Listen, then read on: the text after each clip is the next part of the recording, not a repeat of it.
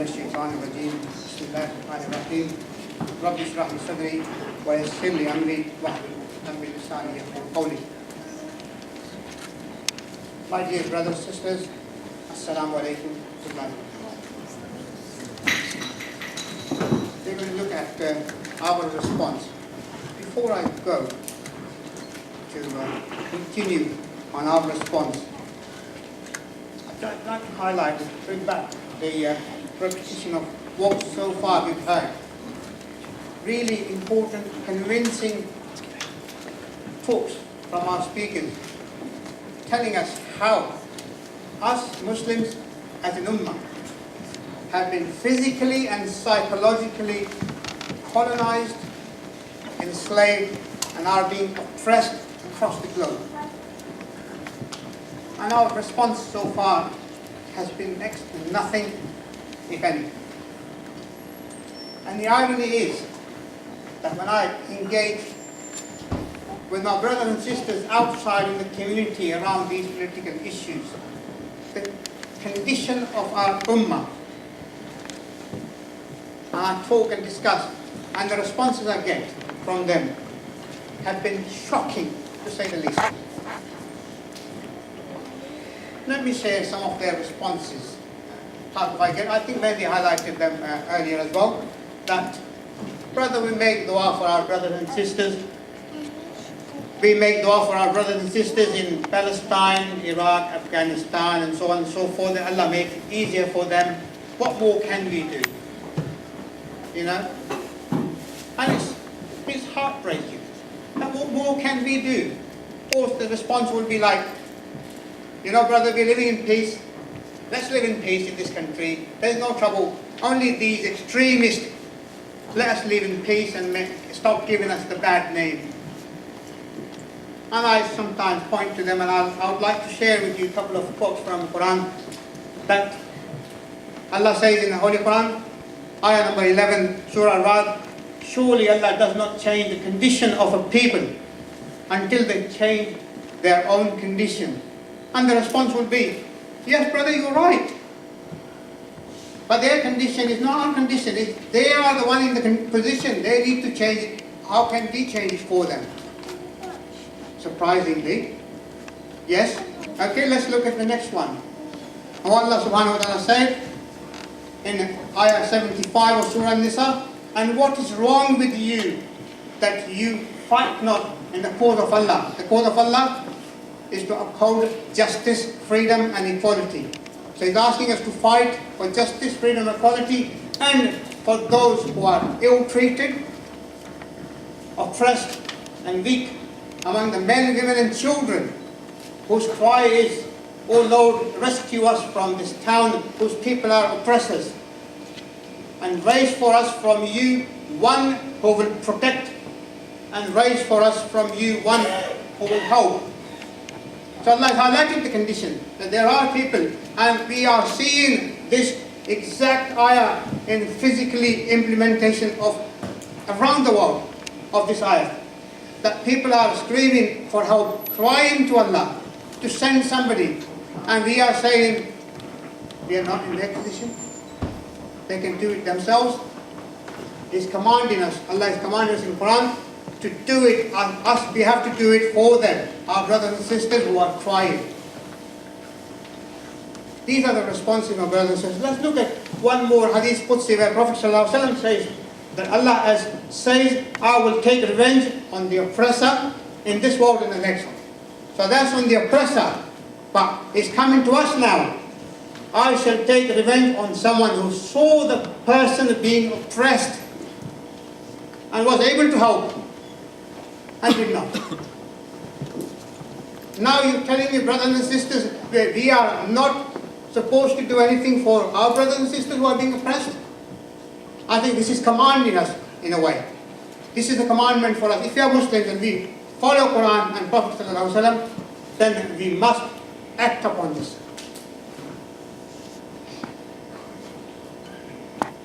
So let's look at our response.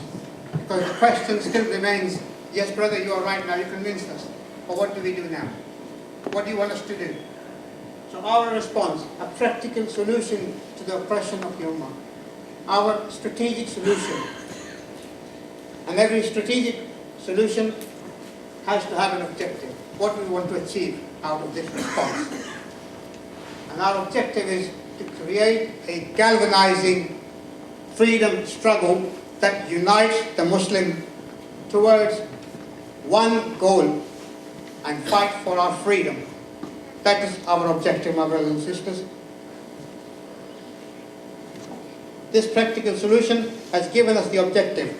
And how are we going to achieve this objective of creating a galvanizing freedom movement that unites the Muslim towards one goal, to fight for our freedom? Let's look at it. Our solution says we will have to take 3 steps.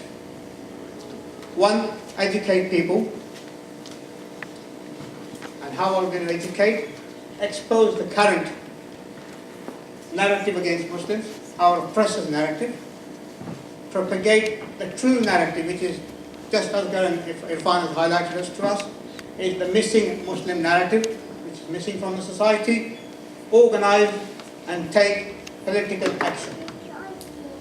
Let's look at education. How are we going to educate? First of all, as I said, we will expose our oppressors' narrative. We will make the society, our community, and the masses aware of what's going on, how it is being propagated, and how a multi-billion-pound campaign is being run against us. 2, we will introduce the missing Muslim narrative to the masses. How are we going to propagate this and introduce it? We are going to do it through advocacy and speaking, educating people around it. Through a number of media, perhaps seminars and conferences similar to this one they are organizing today, by speaking to our community leaders, community groups, community organizers, our ISOCs, Islamic societies and universities, and community groups, mosques, mosque committees, and so on and so forth.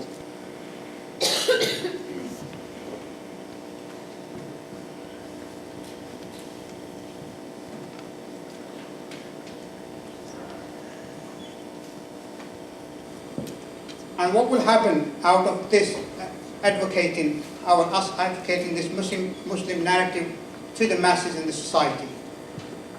The community groups and vanguards will start to appear. Community groups and vanguards will start to appear. Vanguards are the force multipliers for us. They are the people who are a small group, who understand our narrative, and not only understand our narrative, but are courageous enough to take it forward and champion it. And these are the people who have been explained, if you like, or if you look at this statement of Sheikh Abdullah Azam, they've been identified as a small group. They are the ones who carry ambitions for the Muslim Ummah. And an even smaller group from this small group, they are the ones who sacrifice their personal worldly interest in order to act upon those ambitions. And an even smaller group from this elite, they are the ones who sacrifice their souls, their blood, in order to bring victory to those ambitions and convictions. So, they are a small group, within a small group, within a small group. This is, my brothers and sisters, is the very definition of vanguards. You may call them early adopters of Muslim narrative. You may call them the flag bearers. You may call them the leaders who will lead the masses in a direction and give community the direction. People of all times have had vanguards, flag bearers, early adopters.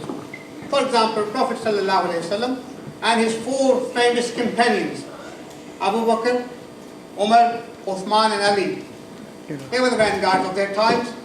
They led people into a direction, and very successfully so. In the 19th century, for example, we had Muhammad Ali Jinnah and Mahatma Gandhi, the leaders of the movement. They created the movement. They led their people to independence, freedom, justice and equality. They gave them a narrative, like we want to introduce one, and we are introducing one today. In the 20th century, Malcolm X, Martin Luther King Jr., and so on and so forth. The history is full of vanguards and their narratives. The history has no shortage of narratives or vanguards. That is exactly what we have to do, is create vanguards by propagating our missing Muslim narrative to the masses. And this is what we're trying to do today, my brothers and sisters. So, the vanguards or early adopters are in a position to not only lead the masses, but influence the masses to propagate the missing Muslim narrative. And not only so, they are courageous enough to take our missing Muslim narrative to new spheres. These are the people who are going to lead and create a buzz, if you like. Once they have taken our narrative and taken it forward, they will start creating community groups. And who are these vanguards? Who will be these vanguards for us, who will take the missing Muslim narrative to new spheres?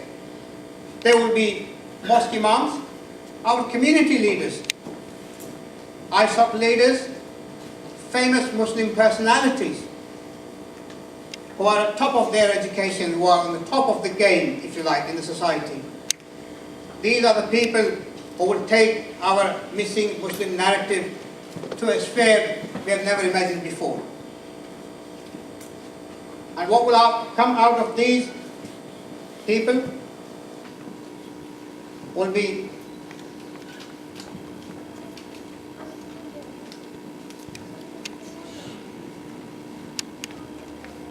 they will create a politically conscious society. And this politically conscious society or community will understand our narrative and will begin to propagate the narrative and take organized action, and will understand the need to do it in an organized fashion. So let's look at organized then. If you're going to do it in an organized fashion, what is organized? And this quote of Martin Luther King Jr. pins down the very importance of organizing. Those who love peace must learn to organize. And must learn to organize as effectively as those who love war. So these are the leaders and vanguards who tell us how important it is to organize. So not only educate, but organize. So let's look at how our oppressor, importantly, to first understand how organized we should be, how our oppressors who propagate a narrative against us in the absence of missing Muslim narrative, understand the importance of being organized and how each and every one of the groups supporting them feeds into their very narrative against us. Let's, for example, say that this is the narrative, isn't it? It's not, for example, even reality. Muslims are oppressed through our oppressor's narrative, the story told about us, and the groups feeding into it. It's been going on for ages, but since 9/11, it has become more prevalent in the society, more openly done against us. War on terror. Individual vanguards, for example, Richard Dawkins, an atheist propagating against Islam. Western media, the biggest culprit, multi-billion pound machinery created against us. BDO, individual organizations, BNP, UKIP, and to number the few. And this is how organized, my brothers and sisters, our oppressor is against us. This is how much effort they put into it, 24 hours a day, 7 days a week, 365 days a year. And let's look at our response. What have we done so far? Apart from the foreign policy, which is pushing our narratives, our oppressors' narrative as well towards us and against us. That's our response. Individually responding to war on terror. Not Muslims, non-Muslims, by the way, created Stop the War Coalition. We haven't responded so far. Next one, Islamophobia Watch. Again, an individual group is being targeted, not the main narrative. And they don't know what they're doing. Because it's one against one. PLO, Palestinian Liberation Organization, fighting for Palestine, not the main oppressor's narrative. Again, Islamic institutions, they don't even know where they're going. Apart from being apologetic, yeah, we apologize all the time. That's what their job is. Their direction is neither there nor here. But that's how our response has been. And one who is really frustrated out of this situation may respond every now and again in a really unfashioned, uncalled for way. That'll be that. The recent incident. And there have been a number of these incidents over the years. But is that the response? I don't condone it. Nobody here condones it. And I think this is an inappropriate response, but out of frustration. This is what us human beings do. That when we are frustrated of a situation, we don't have a direction, we don't know where we're going, we come out of something, and that comes out as a uncalled for result. What we're trying to achieve is, out of all this, introduce a single narrative against the machinery, a missing Muslim narrative. This is what, my brothers and sisters, is the outcome of educated, organized movement, that it will give a direct opposition, if you like, to our oppressive narrative in the form of missing Muslim narrative, where everyone is going here, there and everywhere. What our aim is to organize all these arrows going, individually attacking everyone, to organize and work like this machinery is working. So, out of this, what we're going to achieve, we've introduced the missing Muslim narrative now. We've seen how organized our narrative is, our oppressor's narrative is, and what we achieved so far. All we have achieved out of this education, and in fact trying to introduce the missing Muslim narrative, has started opposing our oppressor's narrative. But we're not there yet. We have to get there. In order to get there, before we get there, let's share a couple of examples of some actions we've taken so far, and how organized we have been, and how effective we've been as an organized movement, if we have been organized. Remember this man? Yes, Zakir Ahmed. The last British resident or citizen detained in Guantanamo Bay without charge. A petition was organized for this man, for his case to be heard in the parliament, so we can bring him back home. And we needed 100,000 signatures. Guess how long did it take us to get 100,000 signatures? Any ideas in the air? Any more? A year. Thank you. Yes, exactly. Whole 12 months. One complete year to collect 100,000 signatures. Now let's look at our numbers. How many mosques in the UK? 4,000. 4,000? Any more guesses? 500. Thank you. 2,200 roughly. I said over 1,000. Over 1,000, sorry, yes, you're right. But 2,200 more or less. Let's, for this example, take 2,000. If every single mosque out of 2,000 mosques on a Jummah khutbah had agreed to collect 50 signatures, only 50 from each mosque, we would have had 100,000 signatures in one day. But you know what, brothers and sisters? Our imams and mosque leaders were too busy about debating how to perfect ourselves. Don't worry about his human life. It doesn't count. He's not here, he's in USA or Guantanamo Bay somewhere else. We don't care. And let's compare this to a small organization, an animal rights group who organized a petition. Again, 100,000 signatures to stop the killing of badgers. How long did they take? 2 days. 2 weeks. 2 weeks to save an animal from being killed. And we couldn't get 100,000 signatures until we'd gone through a whole complete year, a roll of 12 months. Yes, alhamdulillah, we gained 117,000 signatures, but after one whole year. That's how organized we are, and that's how organized other smaller groups, let alone our oppressor. Our oppressor is even more organized than we are comparing ourselves to. We can't even compare. We have to be there to be able to compare. So, once we are educated, we need to make sure that we are organized. And this highlights the importance of education and organization. The greatest mistake of the movement has been trying to organize the sleeping people around specific goals. You have to wake the people up first, then you will get action. Have we done it so far? No, I don't think so.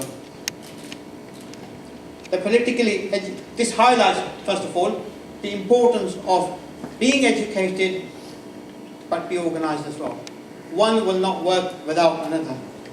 And what will happen once we are educated and organized?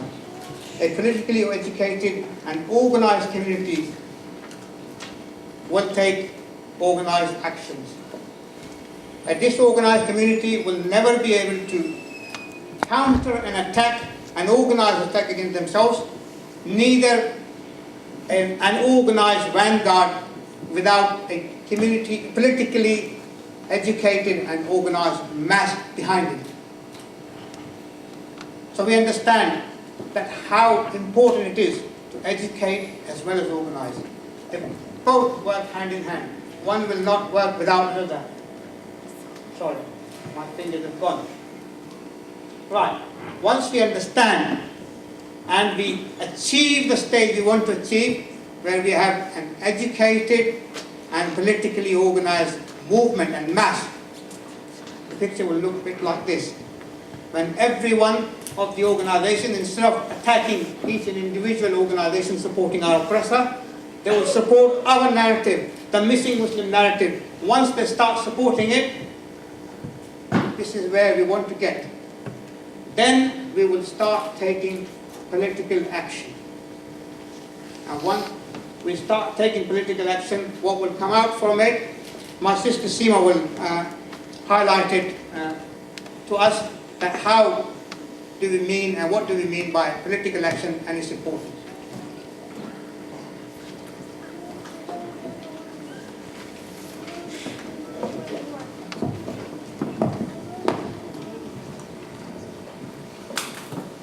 I hope you haven't all fallen asleep at the mention of the word politics, but there's a common misconception amongst many, but especially amongst Muslims, that as soon as I mention the word politics, either they fall asleep or they think of one of these things. Parliament, middle-aged men in suits, voting, lobbying, that kind of thing, that boring sort of thing.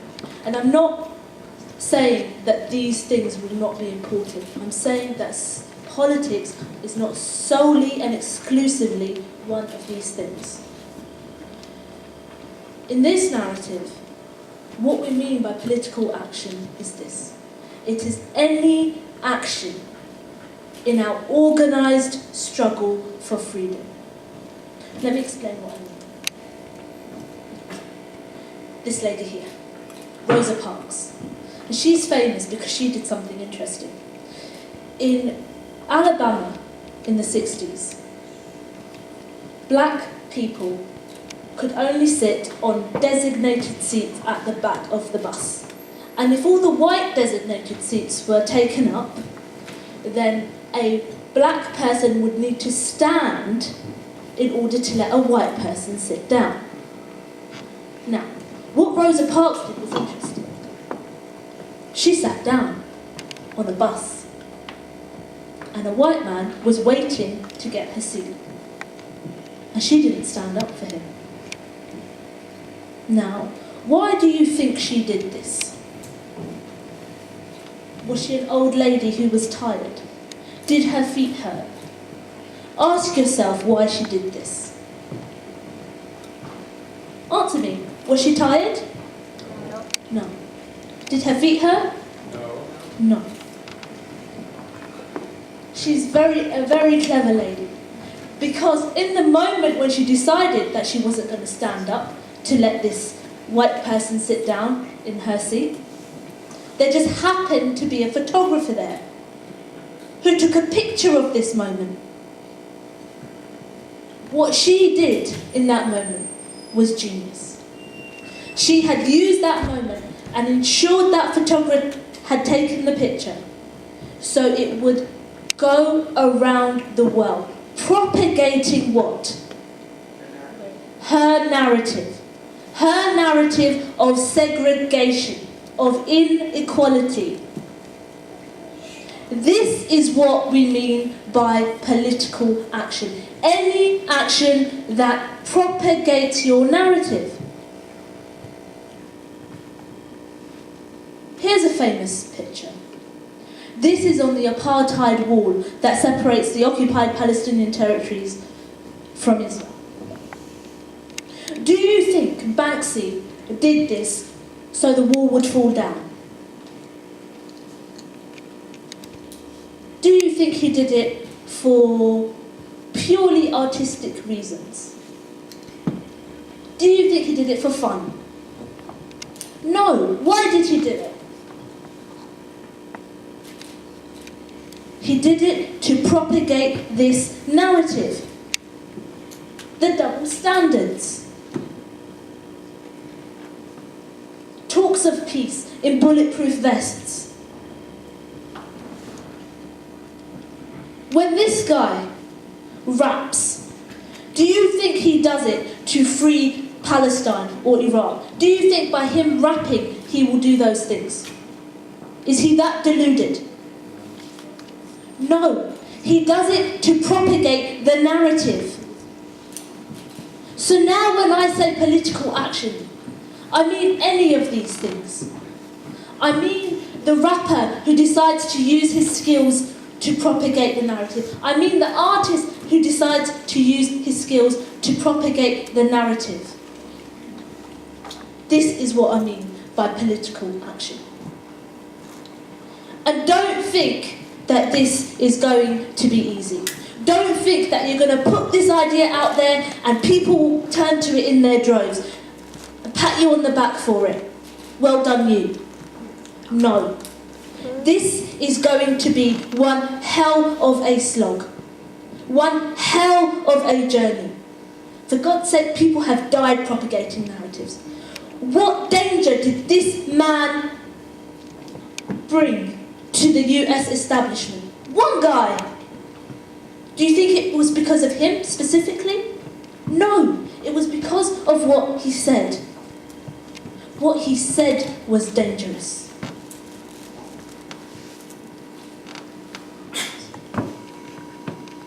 Don't think that our role in this struggle is going to be that simple. People do not take up ideas quickly, especially controversial ideas. Think about this. We all know we live on an earth that is round. We all know the earth is not flat. But the person who had proof of it in his day and age was ridiculed. You are going against the grain. And the masses are not going to accept this idea instantly or quickly. But our role here is simple. Our role is this. Propagate the narrative. And regardless of whether people pick it up or not, propagate it anyway. Because there will come a time, a crisis, an incident whereby people will realise and evaluate all the ideas on the table, all the narratives on the table, and they will turn to yours. Leo Strauss put this in a better way than me. He said, he's a neocon in the 1940s, and he said this, he said, when that crisis occurs, the actions that are taken depend on the ideas that are lying around at the time. That, I believe, is our basic function, to develop an alternative to the existing policies, to keep them alive and available until the politically impossible becomes the politically inevitable. So our role is to keep the narrative burning until the politically impossible becomes the politically inevitable. And let me tell you how true this was. He was a neocon in the 1940s. So the neoconservative narrative was being pushed for 60 years until something happened. About almost exactly 11 years, 362 days ago. On that day, on September the 11th, people turned to his narrative in their droves. In that moment, the politically impossible became the politically inevitable. So now we've said all this, we've educated and awakened our community, we've organised them, they're taking political action. Will it free Palestine? No, of course it won't on its own free Palestine. What it will do, for the first time, I think there's a slide missing. Let me just find it. That's not here, never mind. For the first time, it will create a mass movement. A mass of people who are willing to act for Palestine. Such that when we go out campaigning for the petition for Shaka or for asking you to boycott Israeli dates, or telling you not to buy from this Zionist company, or telling you not to vote for that Zionist MPs. We don't have to beg you anymore. Now you know why you need to do it. Now you know that you have to do it. Now you know it's for your freedom. For your freedom. And now for the first time, we rob them of their moral high ground. We rob them of their justification. They told the world that they are going into Afghanistan and Iraq because they hate us for our freedoms. They hate us because we have democracy and can wear what we want and can apparently do what we want. No. Now the world will come to know. They don't hate you for your freedom. They hate you because you took theirs. And soon their moral high ground will become solely a place to store their artillery. There's a joke in there somewhere, I forget what it is.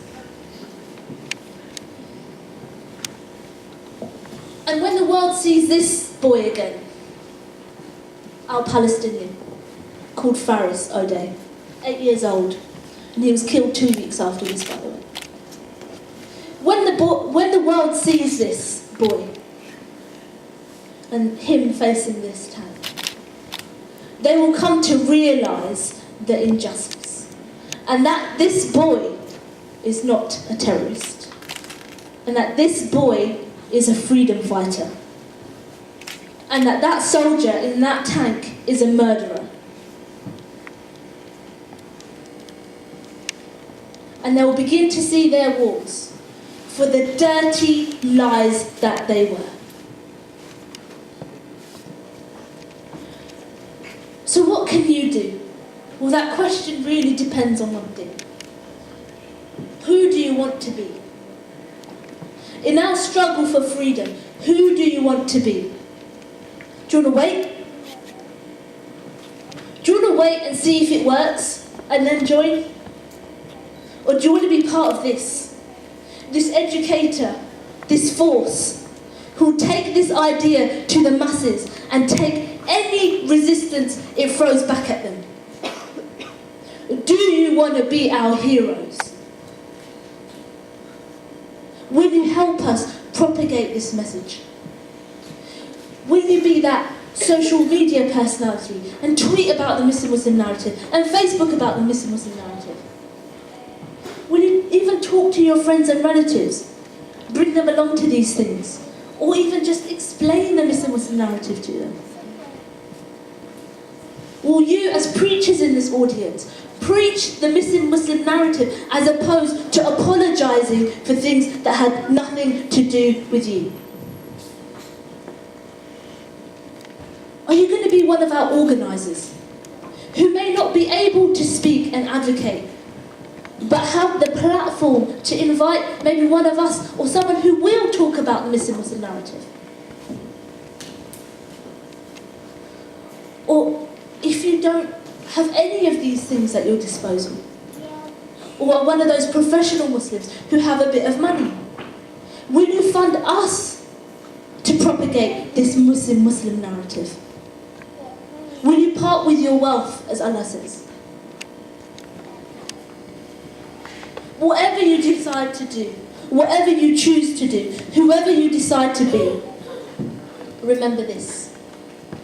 When a cause comes along and you know deep in your bones that it is just, yet you refuse to defend it, at that moment, you begin to die. And I have never seen so many corpses walking around talking about justice.